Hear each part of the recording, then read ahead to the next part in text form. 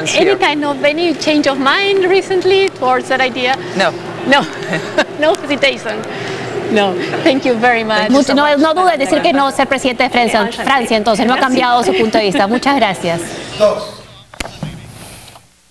Bueno, era la directora gerente del Fondo Monetario Internacional, Madame Lagarde. La pregunta final es porque se le vocea como candidata presidencial en Francia, pero ella constantemente dice que no, y bueno, ha reiterado que no le interesa. Bueno, pero digamos que los últimos 5 y probablemente más directores ejecutivos del Fondo Monetario Internacional venían del mundo de la política y algunos regresaron a él luego de dejar el fondo. Así que uno nunca sabe en estos casos. Claro, y lo que ha dicho, bueno, es sobre la situación del Perú, la necesidad de enfrentar esta desaceleración china con destrabar sobre todo inversiones a nivel regional. Sí, el argumento digamos, una de las críticas a la política económica es que no es contracíclica, o sea, lo que se espera de una política económica es que vaya en contra de los ciclos de la economía. Cuando la economía está en crecimiento, el gobierno debe ahorrar recursos, y cuando la economía más bien entra en recesión, debe gastar esos recursos o invertirlos. La respuesta del gobierno central es que en el Perú el problema en materia de políticas contracíclicas no está tanto en el gobierno central, aunque hay ministerios donde el nivel de ejecución del gasto no es el esperado, sino sobre todo a nivel de los gobiernos regionales. Es eso lo que estaría impidiendo llevar a cabo políticas contracíclicas en momentos como este, cuando se necesitan. Ahora, ella lo que sí no destaca es el tema de China, ¿no? El gran impacto. Sí, aunque, digamos, no es solo que China crezca a tasas menores que antes, lo cual en principio no es tan problemático teniendo en cuenta que es un menor crecimiento, pero de una economía mucho más grande de lo que era hace solo 10 años. El problema además es que cuando China crece cada vez más basado no en industria, digamos, que es competitiva por mano de obra barata y que es la que importa materias primas, sino crece de manera cada vez más importante como producto del crecimiento del consumidor chino. Entonces es un nuevo tipo de crecimiento que no demanda tanta materia prima, que alimenta una industria que está orientada fundamentalmente a la exportación, o sea, a la venta en el exterior. Vamos ahora a Brasil.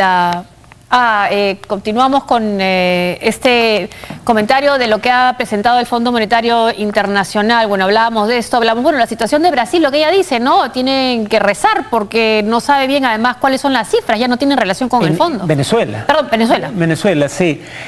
Claro, Venezuela y Argentina, pero en distintos niveles, ¿no? Han tenido problemas con el fondo. Bueno, Venezuela no, porque no tiene virtualmente relación, aunque Venezuela sigue siendo miembro del fondo, ¿no?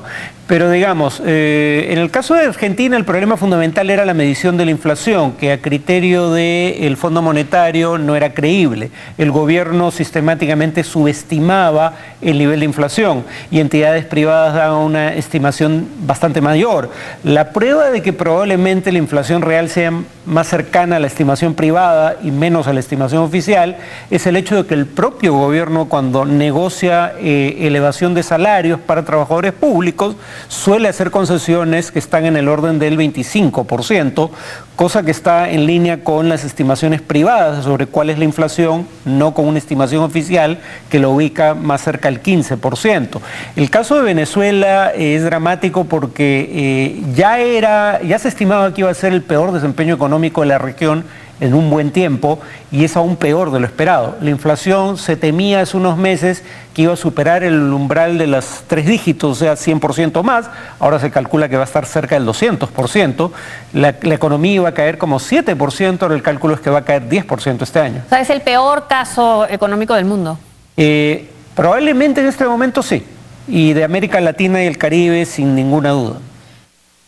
Es lo que también comentó, y bueno, por supuesto es el caso, lo que también dijeron más temprano a la hora de presentar las estadísticas del Fondo Monetario Internacional fue muy interesante, porque siempre ha habido este temor de que si las cifras de China corresponden a la realidad o no, ¿no? Dijeron que no tenían motivos para desconfiar mayormente, que podía haber un pequeño porcentaje dado lo grande del mercado, porque también era un punto que causaba cierta ansiedad, ¿no? Bueno, ese fue uno de los problemas con el desempeño de la bolsa. El punto es que para tú saber si el pronóstico de crecimiento de una economía es realista o no, tienes que confiar en que la forma en la que se mide el tamaño de la economía es la adecuada.